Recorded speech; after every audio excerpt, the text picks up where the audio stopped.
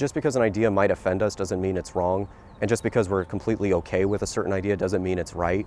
A university is supposed to be a place where students are exposed to a wide variety of viewpoints. That's why Nathan Apodaca and the Students for Life Club at California State University San Marcos wanted to bring in a speaker to talk about the harms of abortion. So they asked the student government, or ASI, for help. We applied to cover the speaker's travel expenses and lodging and whatever else he may have needed, and we were rejected because they said they do not fund outside entities or outside employees. But Nathan found that just wasn't true.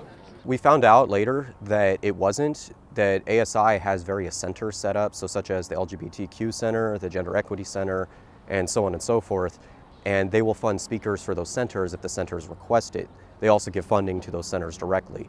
So we found out that some of the speakers that were being brought in had speaking expenses that were the exact same amount that we had been asking for, and they were getting funding, but we were not. In fact, the ASI gave massive funding to 2 centers, almost 25% of the total of student activity fees, without providing student groups with other points of view the same opportunity.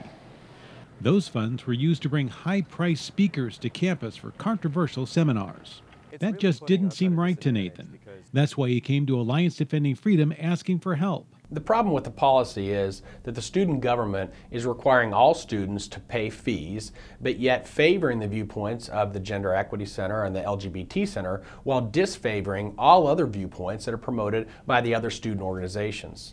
And ADF has filed suit against the ASI and officials at CSU San Marcos. We filed suit because the Supreme Court has made clear that when a university requires students to pay fees to fund speech, they have to allocate those fees in a viewpoint-neutral fashion, and Cal State San Marcos' policy violates that principle.